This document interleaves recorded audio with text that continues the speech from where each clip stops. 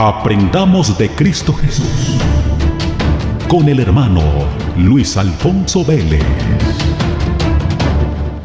Paz de Cristo, amigos y hermanos.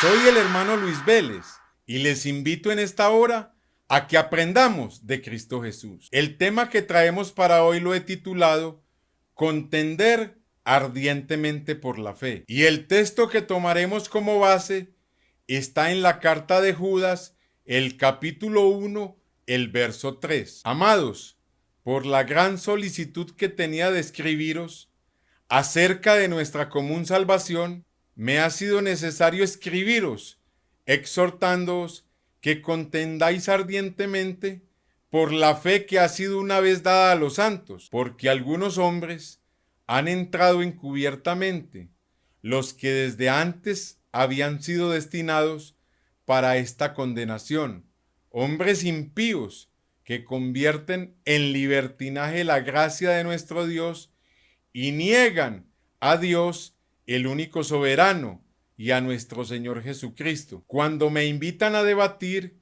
siempre me he negado a estas invitaciones, porque tengo claro que la autosuficiencia nuestra ofende a Dios. Solo Dios puede salvar, porque solo Dios puede crear. La misión de cada creyente es predicar el Evangelio, dar a conocer las virtudes del que nos salvó y lo que exige o pide Dios de nosotros. Pablo dice que todo lo que engendre contienda es de desecharse. En la segunda carta a Timoteo, el capítulo 2, el verso 23 lo dice: pero desecha las cuestiones necias e insensatas, sabiendo que engendran contiendas. El necio y el insensato caen en este tipo de cosas porque los domina la autosuficiencia y creen que por lo que saben pueden hacer lo que solo el Espíritu de Dios puede hacer, porque el siervo del Señor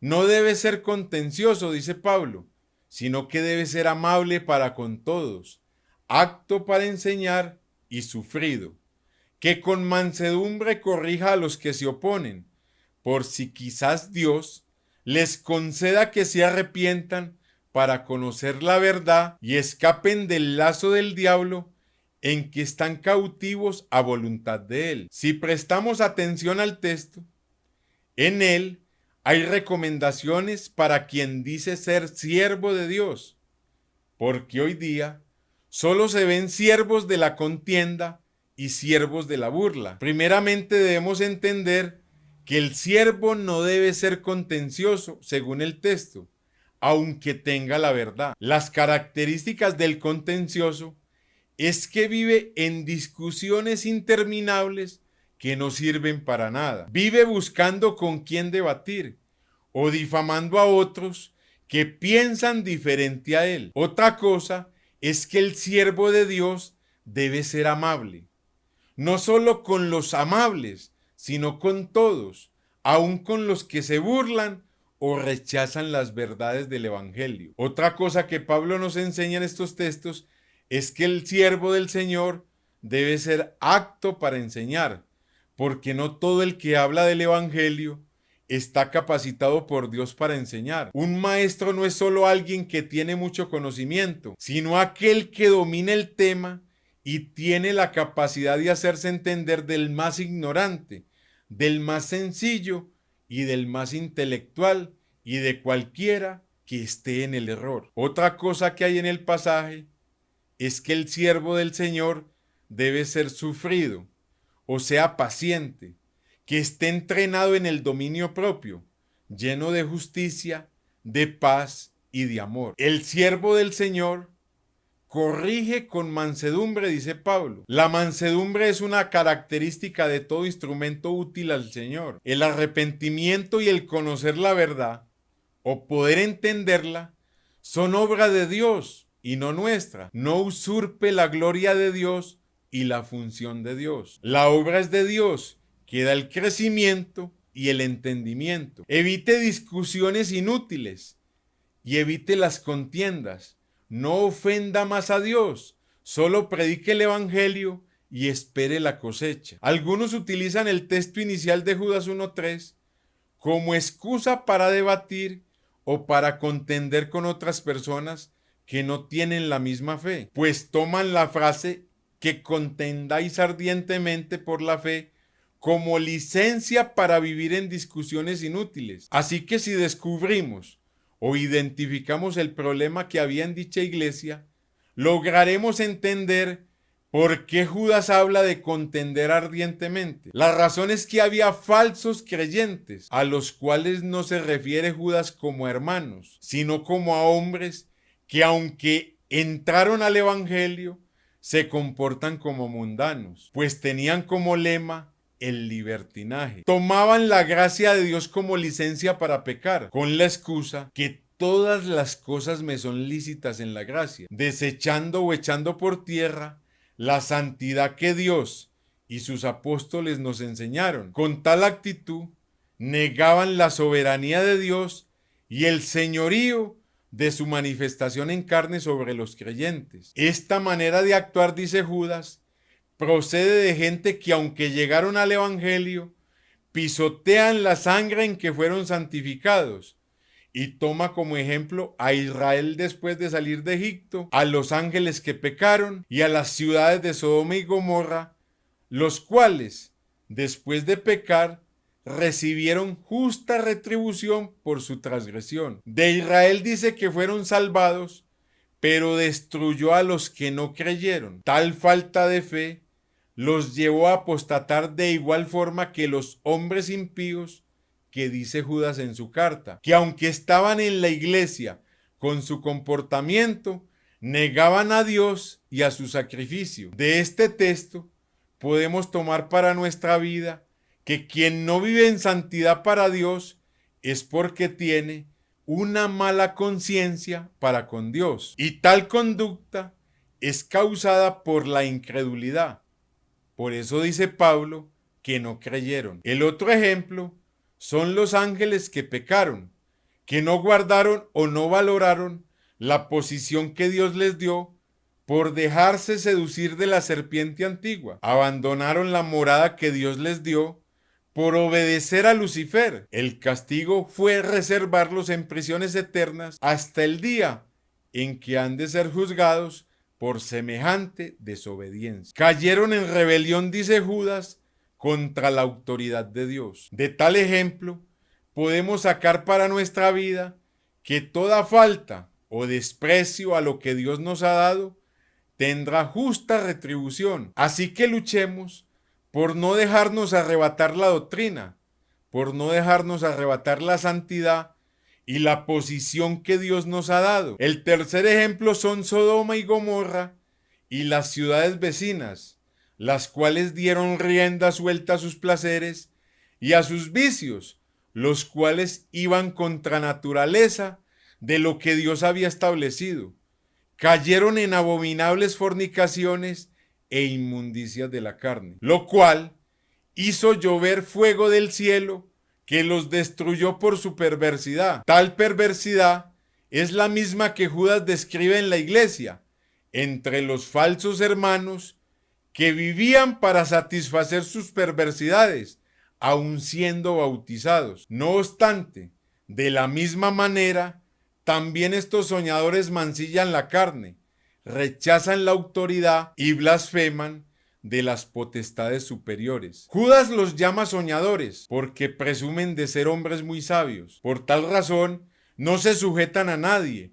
Pedro dice que rechazan todo señorío, no se sujetan a ningún pastor. Pero estos blasfeman de cuantas cosas no conocen, y en las que por naturaleza conocen, se corrompen como animales irracionales. El peligro de ser sabios en su propia opinión los lleva a blasfemar de las cosas que no conocen, con tal de no pasar como neófitos, donde sería más sabio decir no entiendo tal cosa o no sé sobre tal asunto. Con sus declaraciones se corrompen en argumentos. Ay de ellos, dice Judas, porque han seguido el camino de Caín y se lanzaron por lucro en el error de Balaán y perecieron en la contradicción de Coré. El camino de Caín es hacer la voluntad humana antes que la de Dios.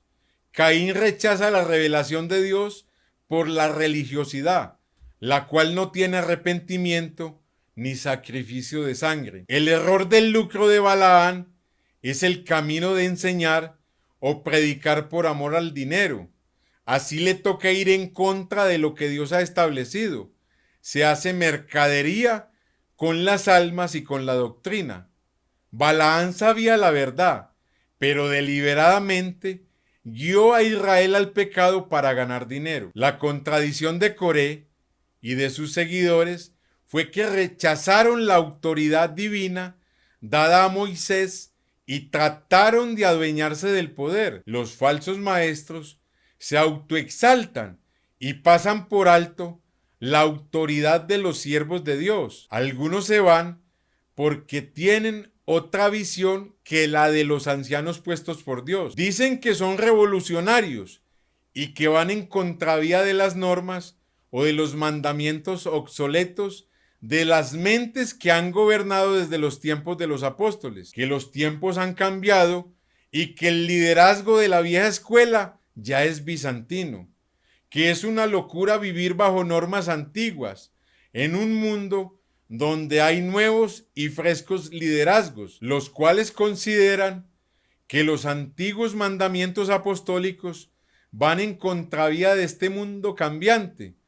Por tal razón, dicen ellos, el mensaje y la manera de vivir el evangelio se debe adaptar a la manera cambiante y renovada de este mundo, donde lo viejo no tiene cabida, pues estorba y no sirve. El propósito de este tipo de liderazgo, entre comillas, es, dicen ellos, derribar o hacer caer todo lo que vaya en contra de su manera sensual de entender el evangelio, pues es la iglesia quien debe adaptarse a la corriente del mundo y no el mundo al camino santo del evangelio. Vivir la santidad es doctrina fundamentalista de mentes obsoletas, opinan ellos, pues la gracia dice que todas las cosas son lícitas. Y digo entre comillas, pues en la Biblia no hay líderes sino siervos, y el siervo está sujeto al Señor y no el Señor al siervo. Esto es lo que muchos llaman el neopentecostalismo, donde puedo ser un cristiano mundano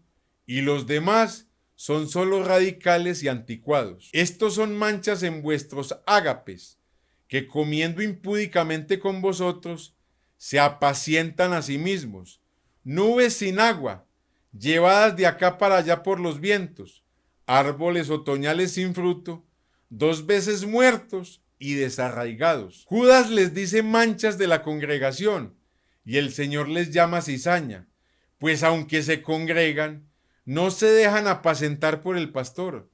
Ellos son su propio pastor. Se les llama nubes sin agua, porque cualquier viento de placer se los lleva. No hay fruto en ellos, al igual que los árboles viejos. Están muertos en delitos y pecados, y al igual que un cadáver sin espíritu, fueron arrancados de raíz. Por eso se les dice 2 veces muertos. Fieras ondas del mar, que espuman su propia vergüenza.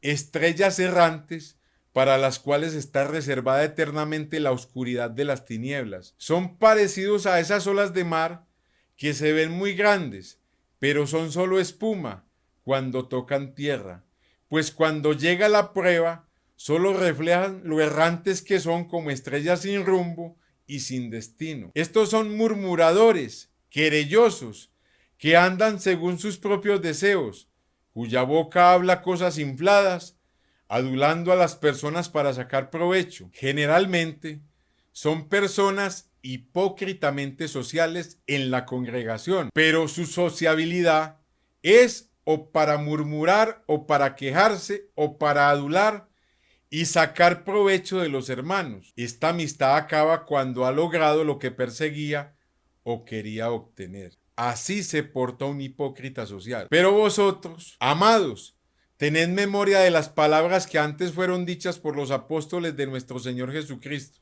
los que os decían: en el postrer tiempo habrá burladores que andarán según sus malvados deseos. No se llaman burladores porque se burlen de alguien, sino porque tratan de engañar a los demás hermanos o incluso creen que pueden engañar a Dios, aparentando piedad, pero viven para sus deleites. Pero como dice Pablo, a unos se les descubren los pecados muy pronto y a otros después. Todo lo que siembren en oculto, públicamente lo cosecharán. Estos son los que causan divisiones, los sensuales que no tienen al Espíritu. Las divisiones son producto de que no esté en ellos el Espíritu de Cristo, sino el espíritu del mundo o el espíritu del error. Solo viven de lo que ven o perciben sus sentidos. No hay en ellos revelación de Dios. Por tanto, no hay temor de Dios delante de sus ojos. Viven en comunión con el mundo y con el pecado. Su mal testimonio es un tropiezo para la predicación del evangelio.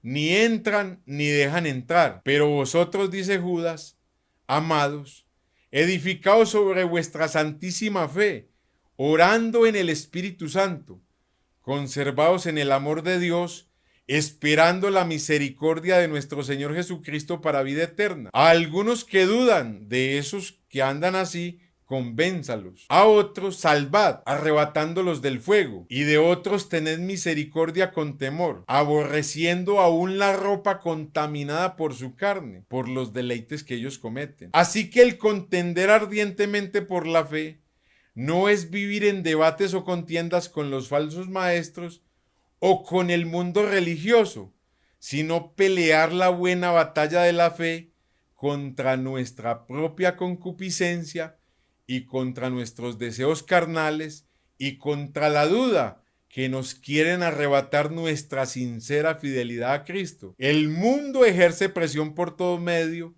para arrebatar la fe del creyente y su santidad, sea a través de la televisión, el internet, las redes sociales, el cine, la moda, la música, la política y aún la mundanalidad de muchos hermanos que en ocasiones socavan las buenas costumbres de la moral y la santidad del reino de Dios. Recuerde que el mundo entero está en poder de la maldad. En todo está la corrupción del pecado. La incredulidad venció a Israel. La rebelión derrotó a los ángeles. La inmoralidad destruyó a Sodoma y Gomorra. La religiosidad humana venció a Caín. El amor al dinero venció a Balaán. La falta de sujeción venció a Coré. Así que contender ardientemente por la fe es perseverar o luchar con pasión para que no nos dejemos arrebatar la fe revelada por Dios de nuestro corazón o nuestra mente. No nos dejemos vencer por ninguno de estos enemigos internos o externos que batallan contra nuestra alma. Aléjese de debates sin fruto que solo generan contiendas y se vuelven tropiezo para las almas que Dios quiere salvar. Amigo y hermano, nadie nos ama más que Jesucristo, y quien lo ama a uno, le dice la verdad. El Señor Jesús les bendiga.